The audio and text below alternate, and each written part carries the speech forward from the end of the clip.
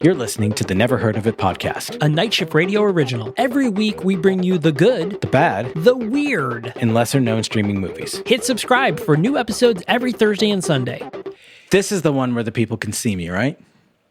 Yeah, this one they can see you. The longer episodes on Sunday, they cannot see you. So we can actually point, and I guess for accessibility reasons. So I'm a male in his early 40s. I'm wearing a beige Suicide Squad shirt from the James Gunn movie, the correct Suicide Squad. The only film. Suicide Squad. The only one. Caleb will disagree, but it is the only and the best James Gunn. It is the best. I won't disagree with that. It is the best. I have the full cast anime poster in the background because I'm a huge fucking nerd. We talked about this thing about accessibility, how podcasts don't describe what they look like, but that was because innately they're an audio thing, right? They don't need to describe what they look like. We don't think about in a YouTube video. It's the right thing to do. I don't think about telling people how I have like a roughly 3-day stubble and long asymmetrical gray hair, and I'm wearing a heather gray Henley long sleeve shirt, 3/4 sleeves rolled up, with a visible bookshelf full of books behind me and a kind of blue tone Rainbow Mountain felt display Very on the calming. wall. Very calming. It is very nice. We never It's a tell people wonderful about this.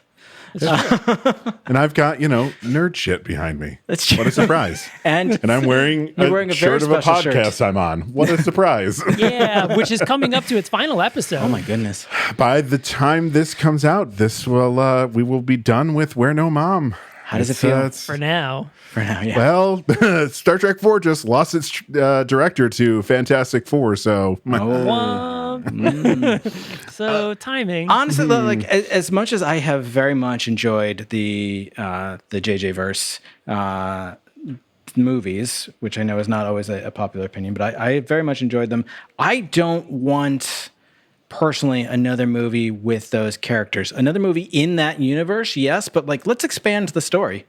So, like, go to next gen? Go to, I want to see more, like, next generation era, but I would also be willing to see, like, something that lives maybe in, like, the era of the Star Trek movies, the original Star Trek movies. I think something in that, like, kind of transitional era between original series and next generation could be really interesting for JJ to explore, because even the movies don't really give us that much of a glimpse of what's really happening in Starfleet at that point. Well, first, don't let J.J. Abrams near anything that starts with Star anymore. Sure. I think he nailed the coffin in that with Star Trek Into Darkness and then Star Wars Rise of Skywalker, both not great movies. I have a hard time with Beyond, and if you want to hear the whole thing, go find it on your podcast feed.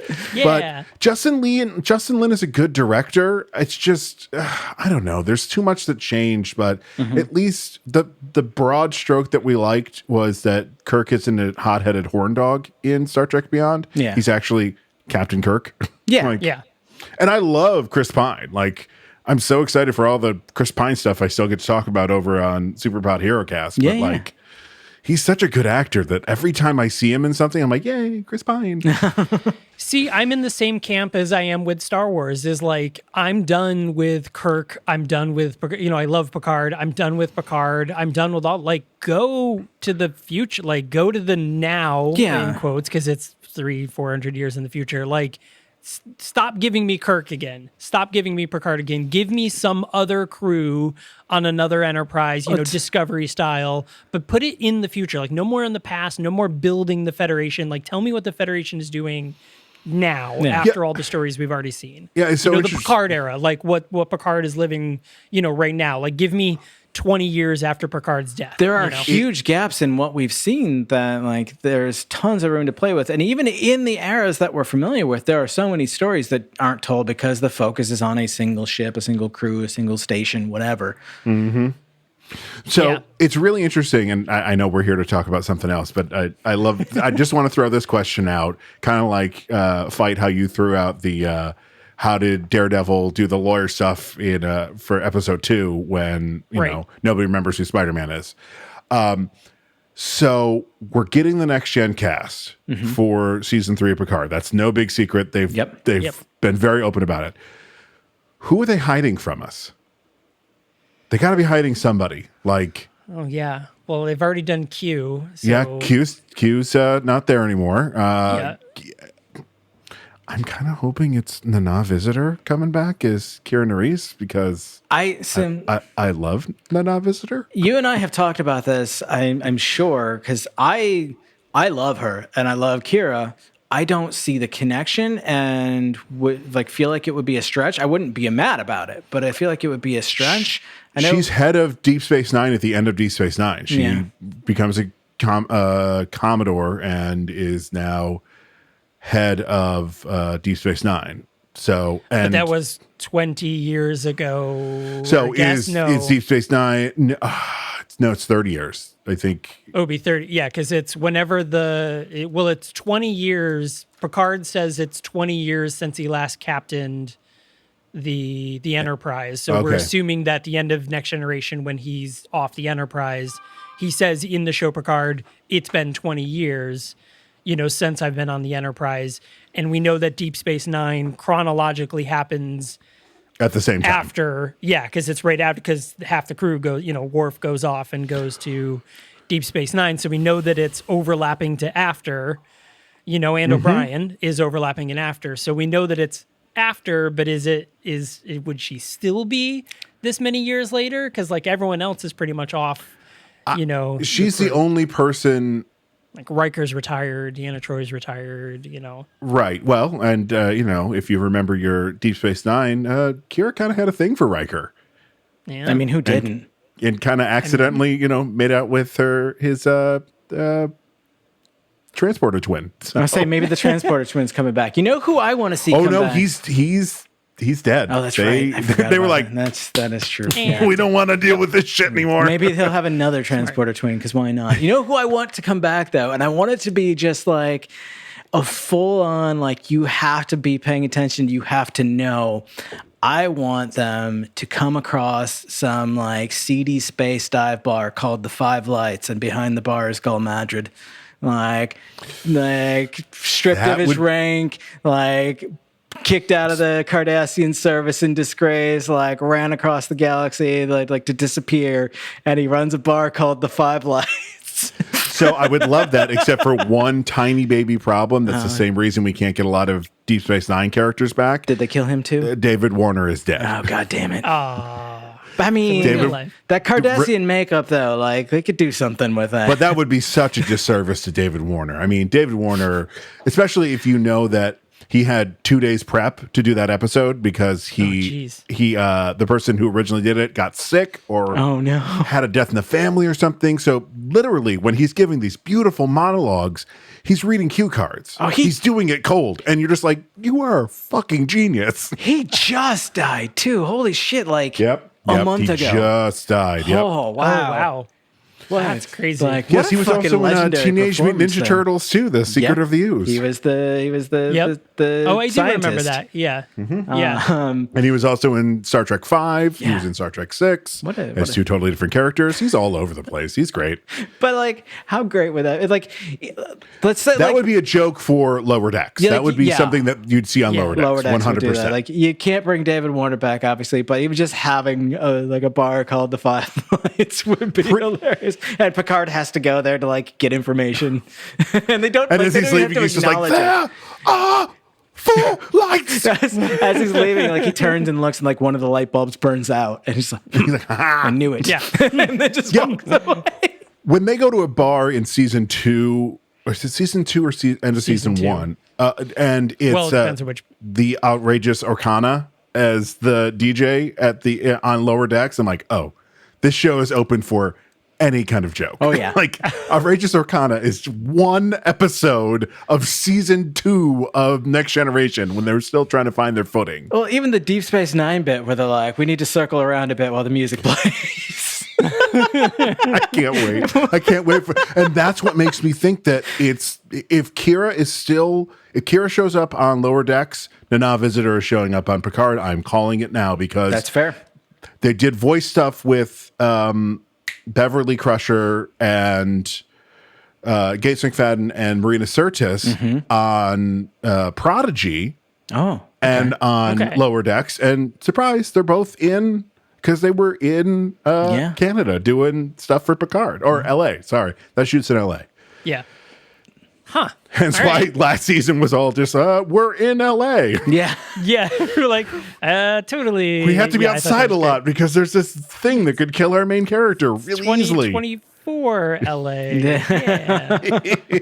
Yeah. It was pretty good. But this is not our Star Trek bonus episode. However, we are here to talk about something that takes place in LA. So That is true. This is true. What you're a segue. welcome for the pivot. Oh, man. Yeah, this is a very good pivot. And we have a really good meta thing that I recently learned. So in the very first episode of She-Hulk, they make a point of showing her eating flaming hot Cheetos with chopsticks. Do you know what that is a reference to? Mr. Oscar Isaac, Moon Knight himself. Mr. Oster, because there was a photo of him eating flaming hot Cheetos with chopsticks, because that's apparently what he does and what you should do. But yeah, I'm backing that. I want to point out that is an objectively brilliant thing, and like that is a known technique. Like you eat a messy snack with like chopsticks or something like that to keep from getting on your fingers. And like the only time it makes me nervous is when they show them like in She-Hulk, when they show them doing it while driving, because as happens moments after there's a major collision with this vehicle, you don't know where those chopsticks are going when you go slamming into the steering wheel. Why take that chance?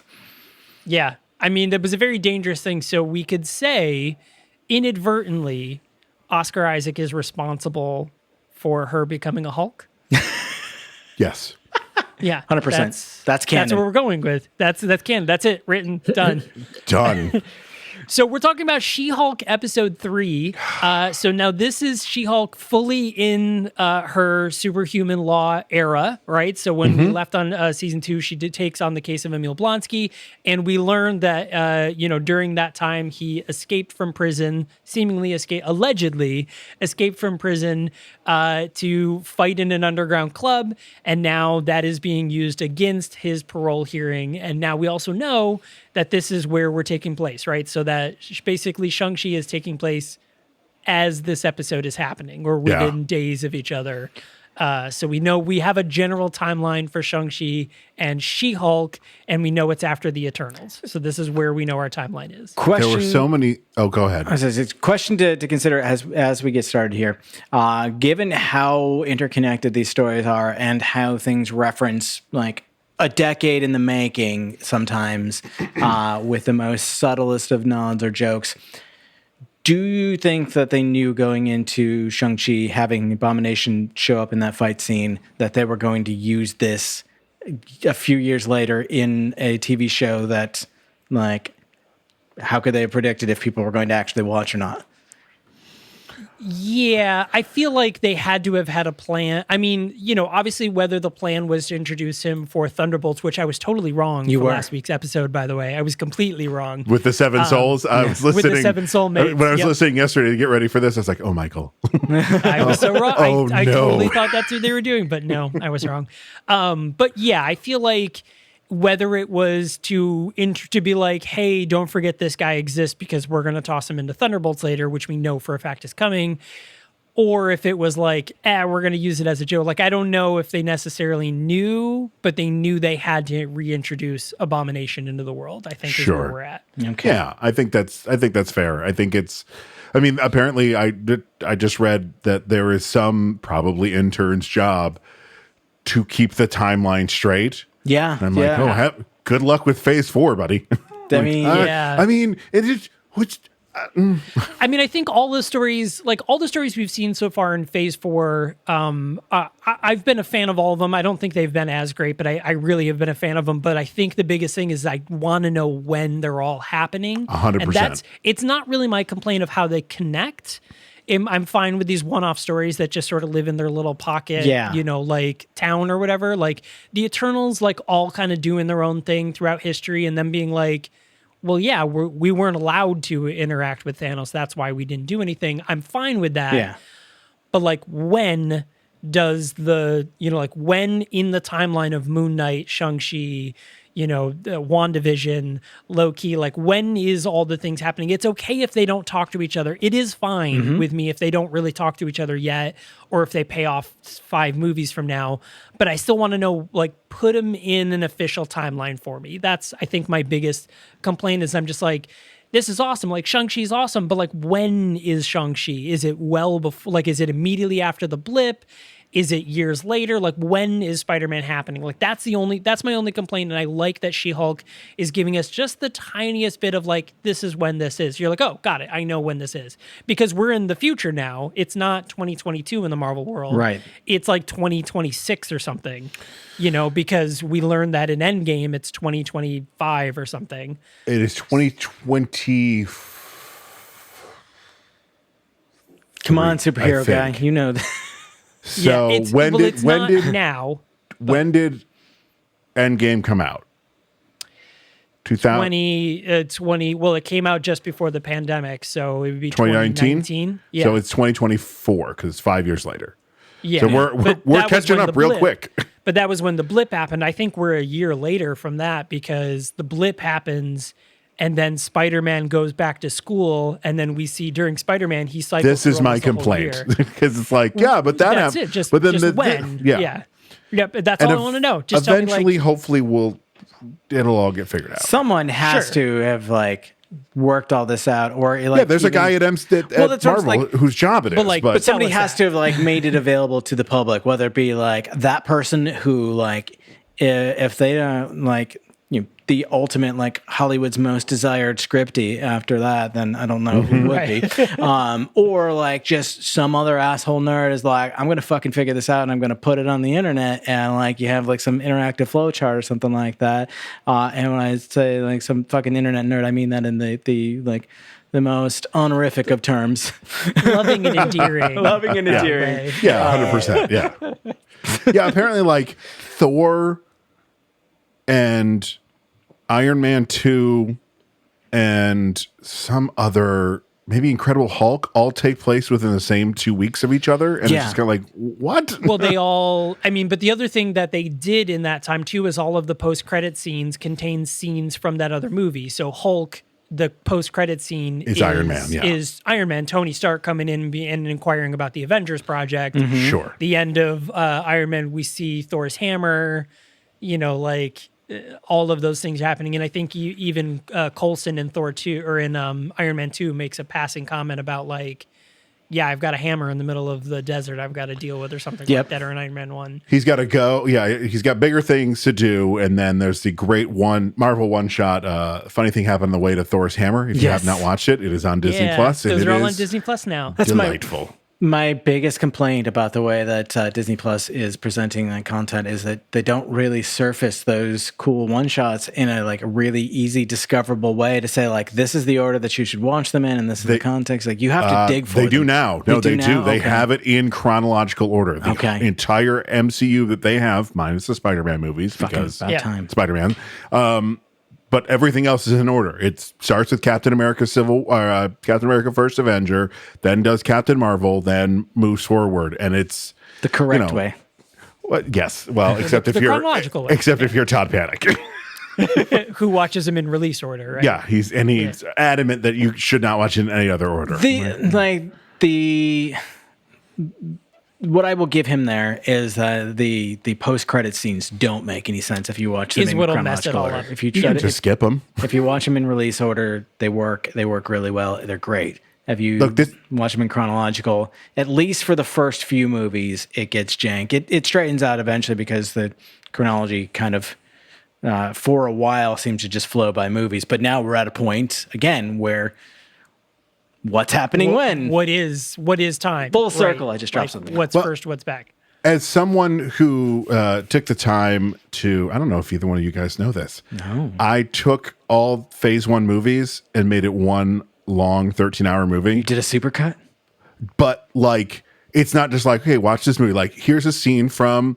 Here's the opening of Thor is how the movie starts with him explaining the frost giants. Okay. Then it cuts to Captain America First Avenger with them in Johannesburg with what's his face from Harry Potter, and that whole scene happens, and then the whole part of Captain America First Avenger happens up to him crashing the plane.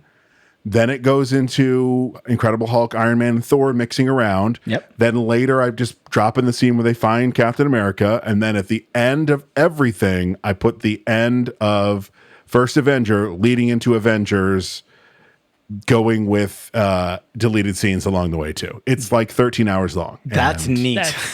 That's amazing. I'm a big fucking nerd, guys, in case you didn't know. You're like, Noted.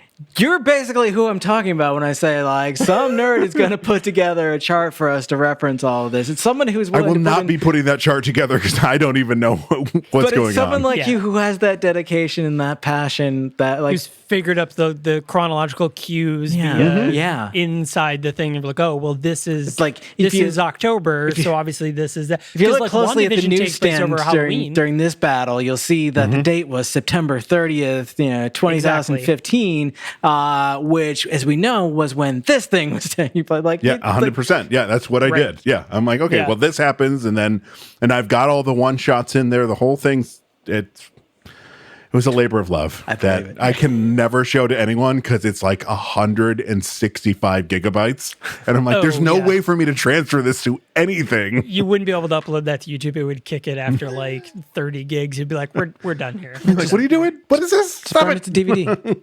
Yeah. Oh yeah, that'll fit in a DVD. Blu-ray DVD. Yeah. Yeah. And it'll Like be 70 the, gigs on a Blu-ray. Yeah. So be the shittiest quality ever. prior to the release of episode 3, I want to get into something that I got the sense earlier is going to be a bit of contention. Prior to the release of episode 3 of She-Hulk Attorney at Law, it was confirmed on social media that Megan Thee Stallion would have a role in this We're film. going there already? Or in Okay. this show. We're going to get into it. And I could not for the life of me. I was like, are they gonna like? Is she gonna get like a cameo as like a villain, or like is she gonna be a recurring character? Like, is she part of the MCU now? Like, how is this gonna work? Well, Caleb, don't forget whose show this actually is. Yeah, that's true. That was great. Just as long as you don't forget whose show this actually is. Great line. So I'm sure, as everyone else, read the same article that said the wording of the headline was very misleading. Megan It Thee was. Stallion joins the MCU. No. Megan Thee Stallion plays herself in one episode of She-Hulk. As Hopefully. literally like the like textbook definition of a cameo. Yes. Like it literally is just that. Just And for a as hot herself. second, I thought it was just in the courtroom scene. I'm like, oh, that's fine. Like, I kind of went, that would have eh. been funny enough. Just like having her show You're up. like, there's only one Megan Thee Stallion, and be like, that's funny because Yeah, that would've been cute, yeah. it's you, yeah. But the internet, the neckbeards on the internet that are losing their minds over this, that it's ruining. I'm like, Elon Musk has already shown up in this Marvel Cinematic Universe. May he rest in peace. DJ Adam already showed up. I mean, there have been cameos along the way that are just like, look what we did. I don't like that it's Megan Thee Stallion, but I'm not thinking that it's ruining the MCU. Moon Knight did that a lot for me. I'm just kidding. I was like, what? Minutes ago. No, Moon Knight was not great, but it didn't ruin anything for me. I had fun with the night, but my biggest complaint with Megan Thee Stallion is why is Jennifer Walters her lawyer when she's not a Not superhero? a superhero. When that happened at the end, I'm like, hang on. complaint. That's my only complaint. Are we going to find out that Megan Thee Stallion has superpowers? That's what I'm saying, Maybe that's like- where we're going at, but Like maybe this whole thing is a little bit of a ruse to throw us off to the fact that Megan Thee Stallion is actually joining the MCU as a superhero. We don't know. That's the thing. Or was it the light elf that was there at the end? That was there. Now, if she keeps showing up, yes, please. Yes, it's hilarious. that character actor was hilarious. Oh my love- god, she's So good. I love when she was great. like, Your Honor, Asgard is not a place. It is a people. He's like, Thor's inspirational speeches. are not admissible. Pego. I was What a like, when great she comes great back as the judge, it's like, I've just changed my mind. And the other pug is like, this is getting a little ridiculous. Come on. Yeah. Peg Which O'Keefe I- is brilliant in her execution of these roles is so good. It's great. I at first the character of Pug, they kind of like, hey, he's there. Okay, he's gone. But I like that he's now going to be a more involved character because I think he's really funny, and he really showed that in this episode as well. What about Elise Renee Goldsberry? I know. Fucking Angelica. Yeah, Oh, no, her Eliza. assistant. Eliza. I first I thought if you guys are fans of The Good Place, at first when all the promos, I thought it was Mindy St. Clair, the character. Mindy St. Clair. I Yes. thought it was the same person. I was like, oh my god, is that Mindy St. Clair too? Like they have Jamila Jamil and the person that plays Mindy St. Clair, but it is not the same. It is person. not. It is the Eliza Schuyler from Hamilton. And literally, she just pops in. She's like, "All right, see you later." I'm like, "Is she going to do more? Is she coming back?" I kind of like her. Like, to the point though about people being upset about cameos in this show and like, oh, there are too many cameos. Like the best way that I have seen it put, like, this is a show about a lawyer in a superhero law division. She's got to have superhero clients, so of course that means they're gonna bring in randos, and the best way to do that is to have these weird one-off cameos. Like, we should have gone into this expecting to see like an absolute like who's who of who you don't know in the MCU sort of thing. It's like let's get like. Be as reasonably cost effective as possible, but just have this revolving door of characters coming in. Like, they can dig as deep into the Marvel Comics universe as they want for this show and bring in the fucking weirdest characters, and it would be a blast. Frogman's coming. I mean, that's no secret. He's in the trailer. I'm like, oh my God, Frogman? Okay. That's so. I mean, she even makes the comment about cameos too, where she says like, she's, which I think is funny. She's like driving, and then she just sort of stops driving and looks over because we all know that she's not actually driving. Not really driving. People who know the business, she's not. She's on either a lift or she's just on the back of a tow truck on a trailer. Yeah. So, and she even says like, hey, I just want you to know that this isn't going to be a cameo every week, type show. Well, except for Bruce and Wong.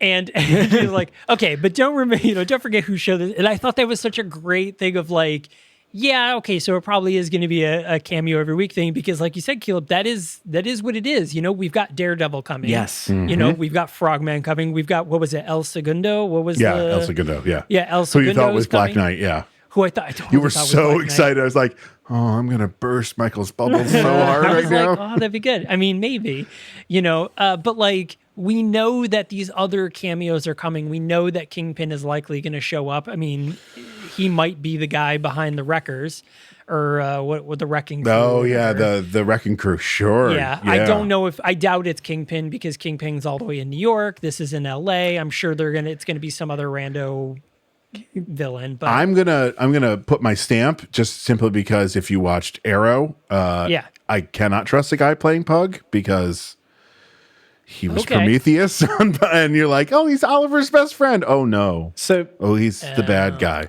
So every time he's like, and he was so good, he was one of the best villains Arrow ever had. That every time he shows up, I'm like, watch out for him. Yeah, it's like Jason Isaac. Like, yeah.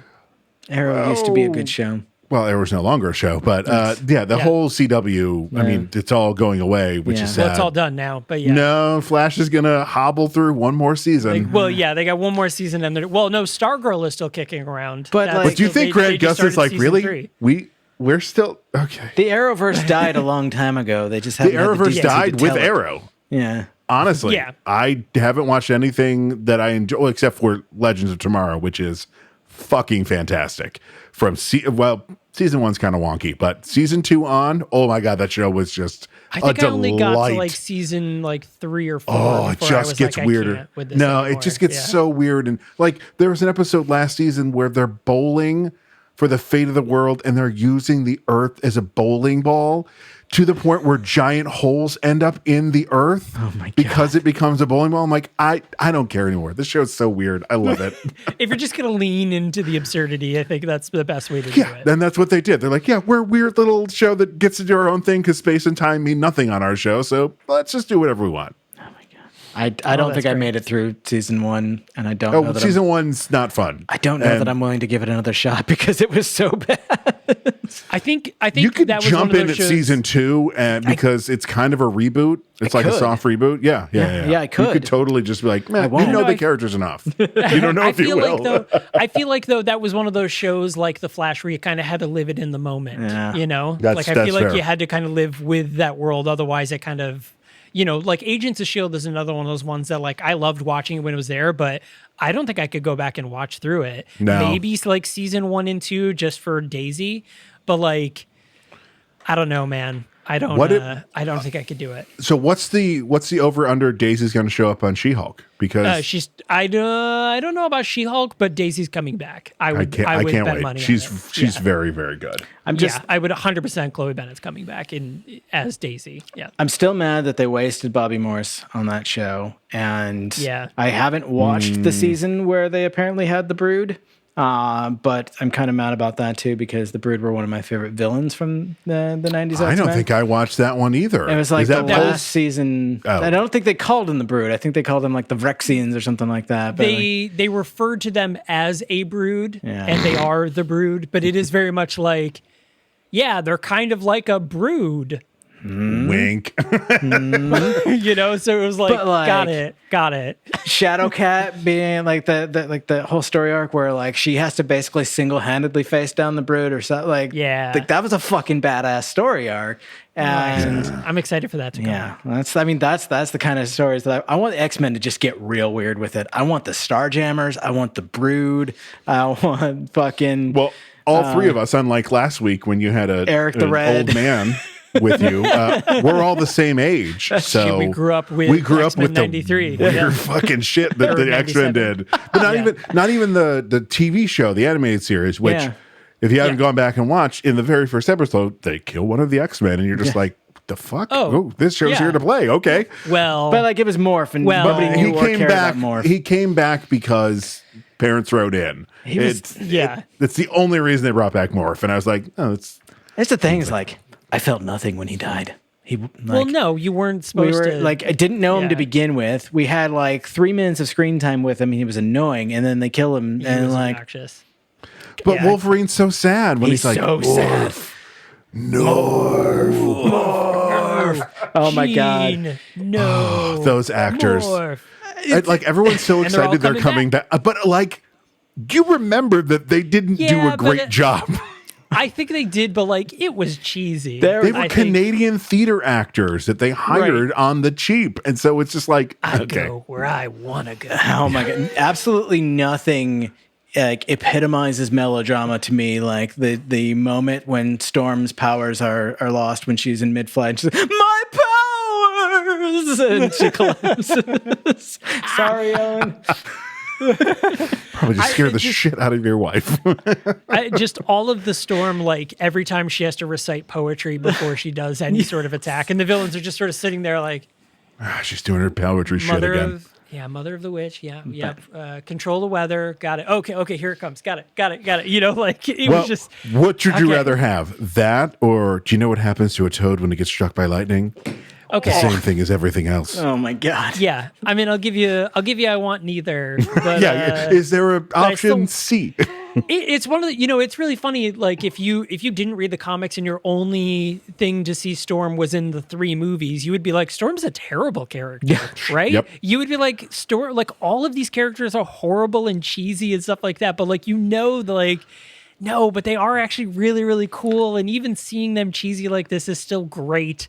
And I think that's another thing that kind of, to tie it back to She-Hulk, that's another thing that ties it to She-Hulk is that that was a comic written to be cheesy and sarcastic and comic, and then when you see it live like this, you're like, this is fun. It's just supposed to be fun. I'm not supposed to be like writing a thesis on it. That's the problem with a lot of people on the internet being mad that like Matt Murdock's going to crack jokes and all this stuff. I'm like, depending on who was writing a character, they acted a little different. Like, sure. Case in point, when like, oh no, I just forgot his name. The guy who wrote Batman forever, like through the 80s. Oh, I'm not going to think of it. But when he I was wrote like Batman Forever. No. But he would like kind of stoic and really like this hardened Batman. And then when Frank Miller gets his hands on Batman, he's a fucking psychopath. Right. That calls Robin the R word. Still not getting over that. Oh, geez. And this is the same point of like, even though it kind of still felt the same, but Thor Love and Thunder, for instance, just came out today. For those of you watching and listening when this episode come out, Thor Love and Thunder is now out on Disney Plus. Happy Disney Day, everyone. Happy Disney Day, but the Guardians of the Galaxy are not written by James Gunn in Thor Love and Thunder, and you can kind of tell.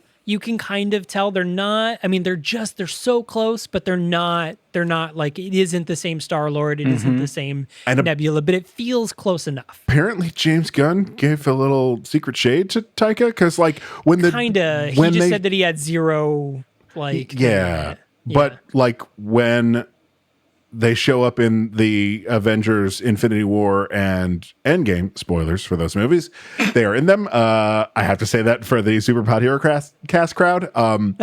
The Russos, like, sent the sides to James Gunn. Was like, hey, is this and like there were some things like, you can't have them say this, you can't do this. Like, he still had, like, I still need my toys. Like, I'm letting you play with my toys, but play with them how I want you to play with them, which I'm cool with. And they felt very much like the same characters in those movies. Yeah. I think that was one of the, like, I like Love and Thunder quite a lot, and I don't like that it seems like Taika's not going to be back for 5. But yeah, the way he writes the Guardians are not the way that I like my Guardians to be written. Yeah. No, it definitely, and I said this, when we reviewed Thor: Love and Thunder, so we won't get too much into it here, but it doesn't feel like the Guardians. Like, you see them, you kind of feel their presence, but at the same time, you're like, it's close. It's not really the Guardians, but it's like close enough for the amount of screen time they get. Yeah, like, and I was glad when they left. I was like, okay. Yeah. To the point that you made earlier, though, about people being worried about Matt Murdock cracking jokes, like, there were a few, like, there was comic relief. There were funny moments in the Daredevil show. Like, even he's funny in Defenders. He makes jokes in Defenders. He's funny in No Way Home. He's low-key one of the funniest characters, like, in the Marvel TV series. Is just, like, because you don't expect him to be. Like, he just catches you off guard. And, like, Charlie Cox is such a disarming actor that, like, he can do that to you. So, like, fuck out of here if you don't want Daredevil cracking jokes. I want Daredevil cracking jokes. I'm saying that's really the internet at large. Like, that is such a I think everybody here right now wants to, like, I don't want him to be like, ha ha ha, woo hoo hoo, because that would be weird. He's not going to be backflipping around the room like court jester style. But also, the TV show that he's getting is, what is it called? Daredevil Born Again. Like, I think we're going to see a lighter side of Matt Murdock because he's going to be like this new, different. He's wearing yellow. I loved your little bit with that. What the fuck? I asked for green. You dicks. That's fun. That's funny. Like, if they don't give him at least one joke about the color of his suit, I'm going to be so sad. Yeah, Jennifer should point it out. Yeah, totally. Yeah, I feel like it's new look. What? Even if it's just that. Mean? Like, what do you mean? Because of course he wouldn't know. He wouldn't know. He can see, but he can't see colors. He just sees everything's red. It was like a fire red type thing. Like, I can't remember. They showed it like once. It was like a dark red. Yeah, it's kind of like a radar sonar type thing, but like just all in like tones of red is what it is. Yeah, unlike the terrible Daredevil movie where it was blue for some reason. I don't know. Yeah, I don't know. Which, like, it's like the way they did that effect in the show was really good. Like, yeah, I thought it was. I mean, the show handled it fantastically. So back to She-Hulk. We're talking about. We'll wrap up She-Hulk. So, Emil Blonsky, gets out. We find out that Wong kidnapped him. I love that, which I think is great. Wong's entire presence in this show is great because when she was like, "Oh, we'll send him to the mirror dimension," she's like, no, we won't do that. And he even makes the joke about No Way Home, like we can't erase everyone's memories. It gets Not really again. messy. Yeah. Yep. So we know that they know that they did it. I love that. Okay, we'll keep the sorcery for Plan B. Yeah. Please don't touch your nose. Don't touch your nose. Which I think is absolutely great. And then the best part of this whole episode with Wong is when he finally goes into court and says, like, yes, I abducted, the abomination. I needed a worthy opponent. I am solely responsible. And they're like, okay, well, Emil Blonsky, he's granted his parole. Wong, however, you just admitted to a severe crime. And he's like, I have to go. Just immediately leaves. Sling wings right out of there. Yeah, that was great. And also, Wong has a LinkedIn. And I think that's also amazing. And that is so on brand. To just Wong. Wong's character. He's just Wong. Yep. Just Wong. Easily one of the best characters in the entire MCU. Like, excuse me, the WCU at this point. No, is the Wong cinematic universe. Yes. Yeah, because he was in Shang-Chi. He's in this. He's in No Way Home. He's in No Way Home. He's in Doctor Strange 2. He's a major character in Doctor Strange 2. But I love that, like, he just kind of, he comes and goes. He shows up when he needs to, but like he always absolutely steals the show and then just pieces the fuck out because he's got Wong shit to do. And God damn it, Benedict Wong's naturalism on camera frustrates me to no end. That he's just like, hi, I'm here. I'm going to act on camera, but it's not going to look like I'm acting. Peace out. He's like Michelle Yeoh. Like Michelle Yeoh is so natural in front of the camera that you sometimes forget. Like when she does like an acty moment, like a face that she does, I'm like, oh right, right. We're watching a movie. Hang on. This is an actor. Yeah. He went back to back to back as the scientist in The Martian, Bruce Ing. Kublai Khan in the Marco Polo series, right into being Wong in Doctor Strange, into an episode of Black Mirror. This guy has range. What episode of Black Mirror was he on? It was Hated in the Nation. He played Sean Lee in near future London. Police detective Karen Park and her tech-savvy sidekick investigate a string of mysterious deaths with a cynical link to social media. I think that's the B one, right? That's where like the B drones. Yeah, it's all right. It wasn't the best episode, but like that's like he still has that range to hit these like completely different roles back to back to back. What was the name of the show, that Khan show? Because I Marco loved Polo. that show. Marco Polo. Yeah, he was that's where Kublai. you said it. And I freaking loved that show. that's like the casting of that, the writing, like his performance as the Khan was just phenomenal. It's just so good. Yeah. Yeah, Wong for the win, man. Wong, Do you know the thing every time he appears up, I'm like, in Doctor Strange, the jokes that Strange keeps making to Wong is just Benedict Cumberbatch trying to make Benedict Wong laugh. That's amazing. It's so good. And Benedict Wong's like, no, we're making a movie here, man. We're going to do this, and I'm going to do it right because I'm fucking Wong. But the thing is, like, he could turn around and just drop the like most subtle comment and crack the entire room up. I have no doubt, and he would never even crack a smile. Yeah, he's God, 100%. I love him so much. He's so good. Yeah. That is the looming movie for our next MCU pick is Doctor Strange, and I'm so excited because I fucking love Doctor Strange, and I hated Doctor Strange too. Now, so here's the big looming question of She-Hulk episode 3. So who does the Wrecking Crew work for, right? So we see the Wrecking Crew come in, they attack She-Hulk, and in passing as they're leaving, Boss did you get the happy. sample? The boss isn't going to be happy. So who do you think is the boss? Is it Kingpin, or are we going to get some rando, someone else? So I think when this was filmed, which is weird that they left it in, dear William Hurt was still with us. Okay. Wondering if they're getting her blood to make Thunderbolt into Red Hulk. Okay.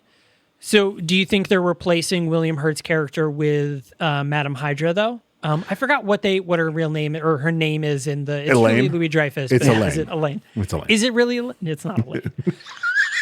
Elaine Bennis. Yeah, I forget what her character's name is. Valerie. I know that she's Valerie. Yeah. That's what it is, and she's not actually Madame Hydra yet, and they may not make her that way. But or is it going to be Valerie? She's Madame Hydra. I mean, she is, but I mean, she's going to be, but they haven't name dropped it specifically yet. But. I think they'll wait to name drop it until Captain America: New World Order. Okay. And I hope Anthony Mackie's. I hope Sam Wilson will be like, you realize how screwed up that is, right? Like, yeah, Hydra's Nazis. Yeah. I mean, it would be like some leader now using Nazi flags at his rallies. And being okay with it. It's really weird. Yeah, that could never happen in America. Thank God. Not in 2022. We live someplace that people aren't being so fucking stupid about Nazism. Yeah, we so do. She-Hulk. Yeah. Well, so who do we think it is? Is it Kingpin? I think you got it right. I think it's Valerie. I think it's Valerie. I don't think it's Kingpin. What does he need with it? That makes no sense. It makes sense for Valerie because she is building. I think they kind of dodged a bullet with not having it be William Hurt building the Thunderbolts because sadly he passed. Right. Maybe they had an idea, unlike poor Chadwick Boseman.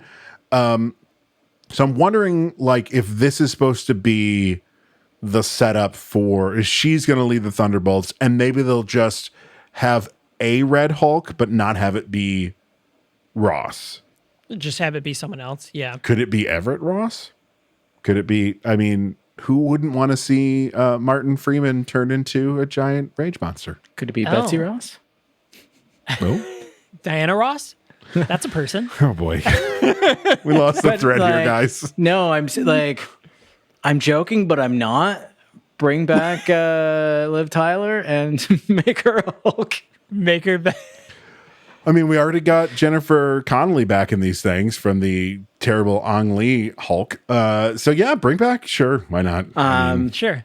So here's something that is not a prediction because I don't think that it'll happen, but in my brain is a little bit of wishful thinking. I mentioned this, I think it was last week, how I would love to see this She-Hulk series existing in LA have a connection to the larger, at least television universe, by having Kate Bishop move across the country and start her detective agency, start her private detective agency.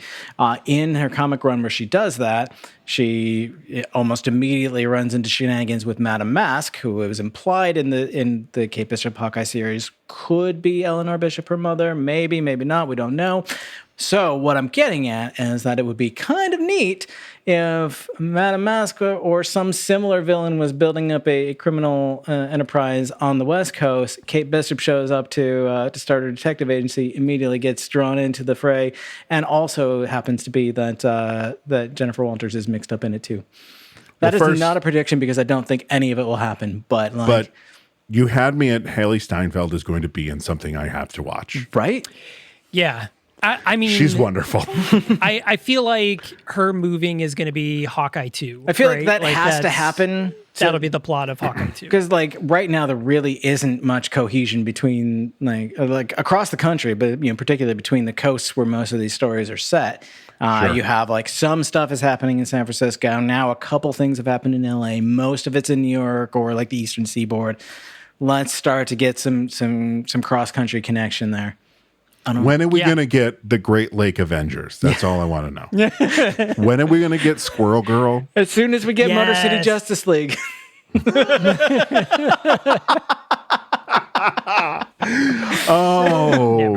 But yes, I don't my want God. any part of that. Like I've said this to death, and I will keep saying it. But give me Squirrel Girl, give me Squirrel was inevitable.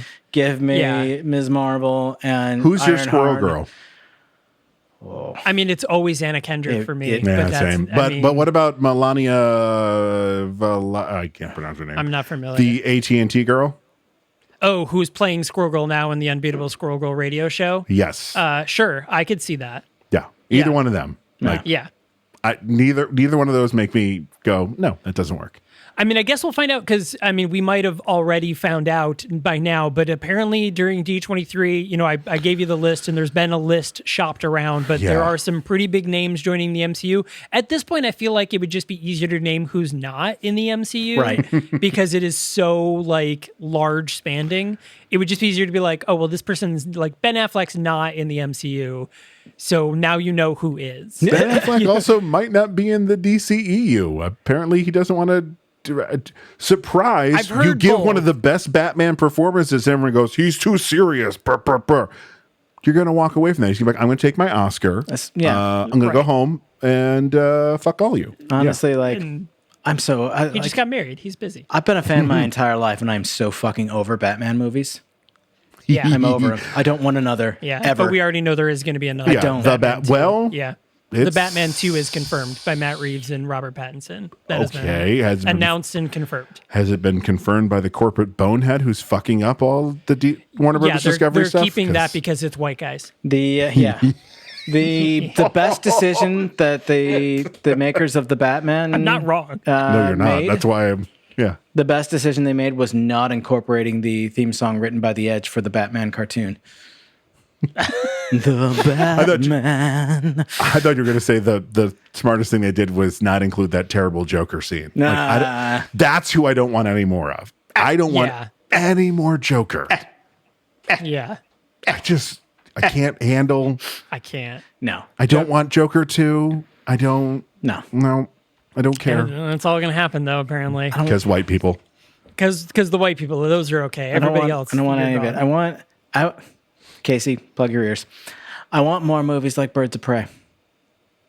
I would take wait a more minute, hang Birds of on. Prey I movie. love Birds of Prey. no, he likes- I thought you Todd were the is ones Todd that that hate. didn't Oh, like Birds that's of Prey. right. Todd, close your No, ears. I love the emancipation of Harley Quinn. I want more- love the Harley I Quinn want more movies animated like series. that. That show yeah, is oh my that show's god, great. that series is so hilarious. good. I want This more season's like meh, Birds of Prey, the Suicide Squad, more just like out of control, batshit like lunacy from DC. I want them to bring us their fucking weirdest because I am so sick of dark and gritty. But here's the problem, like Peacemaker. Yes, yes, but yes. like have Batman have like at the end of Peacemaker where the Justice League shows up. Yeah. Unfortunately, like one of them needs to be recast real quick. Yeah. But like Grant have Gustin? them. Poor Grant Gustin's like, hey, got a call from WB. I get to play the Flash in another season of the show, and not replacing Ezra Miller. I mean, technically, Grant Gustin and Ezra Miller. What's their name? And Ezra Miller. They do acknowledge that the other one exists because Ezra Miller shows up. We see Grant Gustin and Ezra Miller at the same time in Crisis. like, yep. And he's the one who says, Grant Gustin says the Flash. That's the thing, like, and that's Ezra Miller's like, they never needed to Flash. recast him for the movie. Like, I think he was a good Flash. I think he's a good Who, Barry Ezra Miller? Allen. No, the TV show guy. Grant Gustin. Yeah. I thought Grant he was Gustin was great, great. as Barry Allen. Like, Grant I think, Gustin's playing a great Barry Allen. Yeah. Ezra Miller's playing a great Wally West that just happens to be named Barry Allen. yeah, that's fair. Yeah. Unfortunately, Ezra Miller is a garbage human being. Yeah, they're on their apology tour right now, but definitely they're better off WB's better off just cutting ties, but they won't because the Flash movie's going to do big numbers.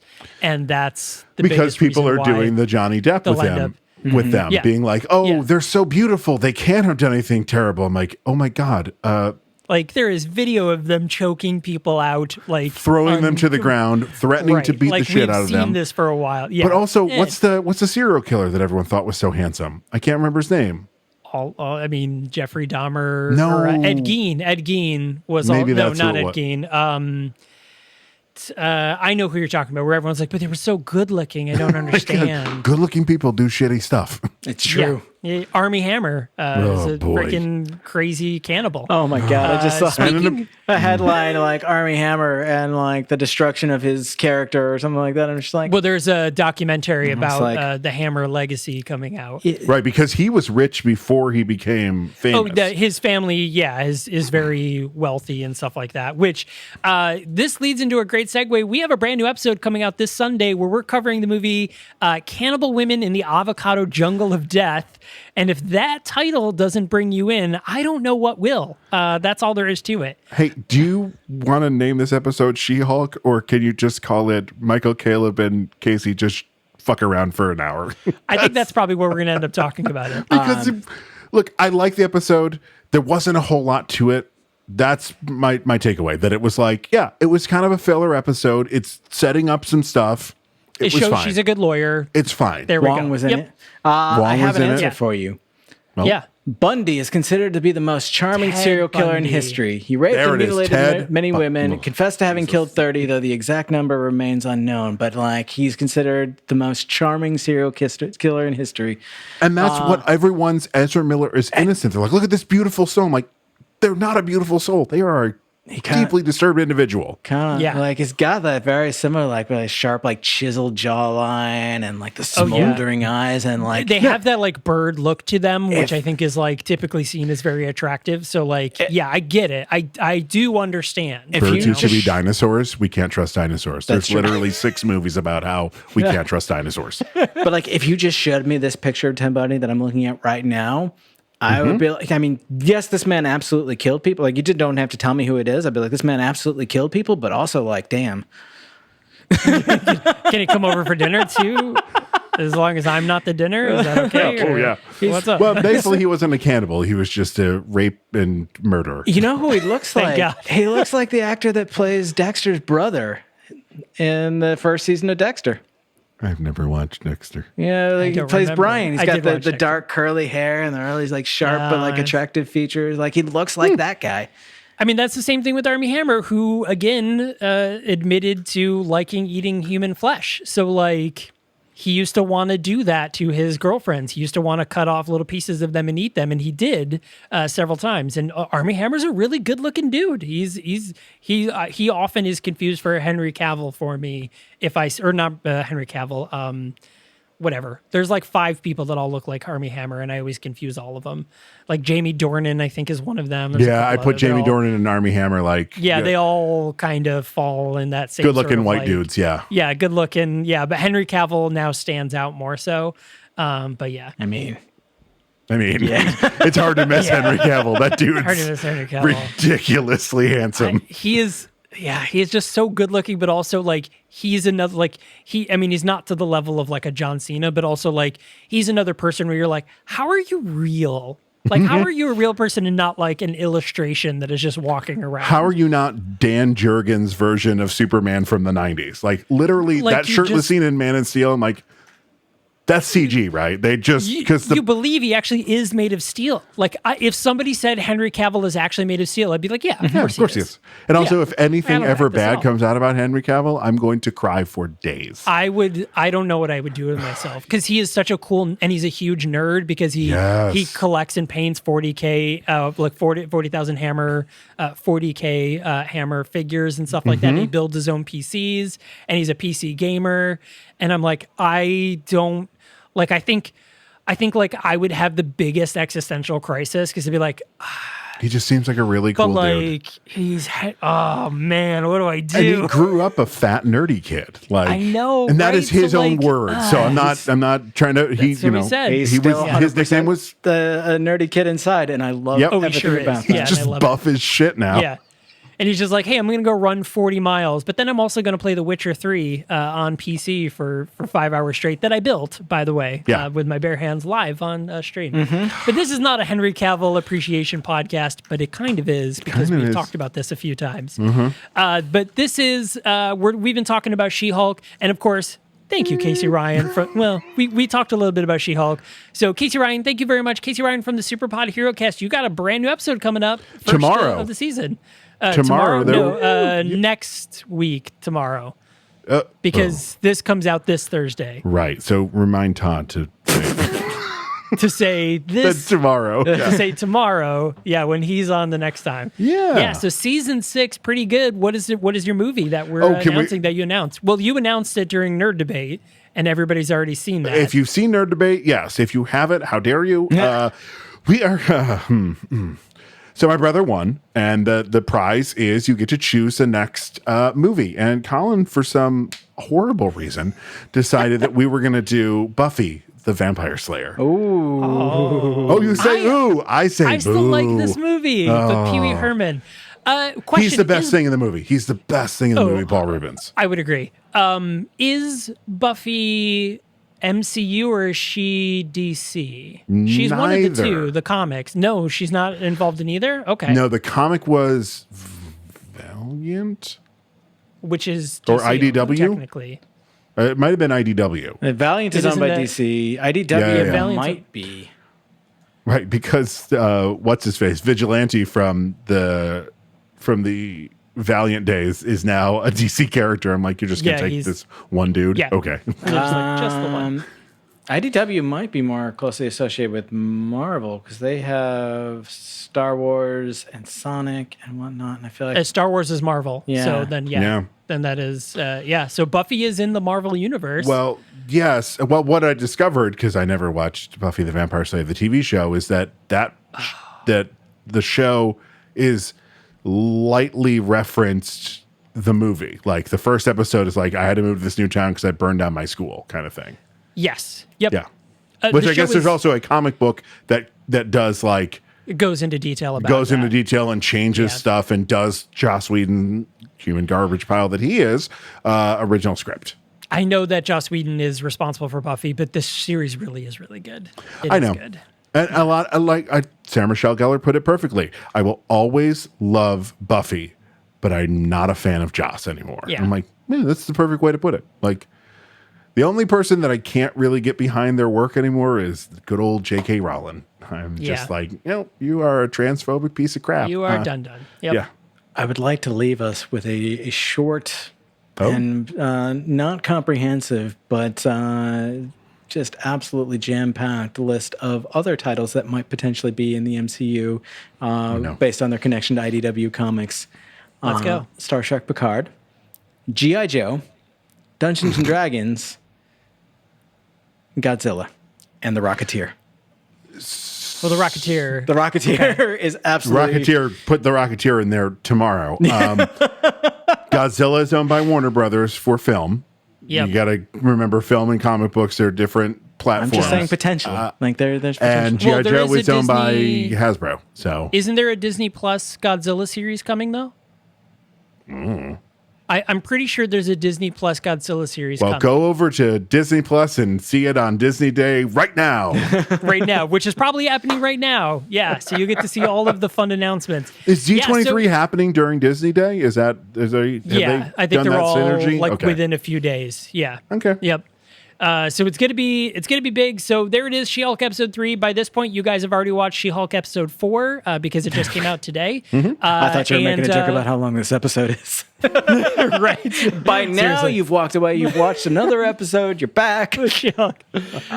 So hopefully that was a really cool one, and we'll be back with Todd Panic next Thursday to talk about that one, and then the upcoming SuperPod HeroCast episode. So thanks a lot for joining us, everyone. You know what? As always, make sure to share with 100,000 of your closest Wong friends. I think that is important. I'm going to up it. 200,000. Yeah. Come on. Oh, there we go. Inflation. We got inflation going on everywhere. It's true. So we got to pump those numbers up. That's some rookie numbers. It's the least you can do to save the universe. It's true. And prove it's true. Everyone prove that you're save a worthy the cheerleader. Opponent. Save the universe. Yes. Save the cheerleader. Save the universe. That's a whole show we could do a podcast on. I love. Anyways, so there it is, everyone. Thanks a lot for watching, and we will see you next time.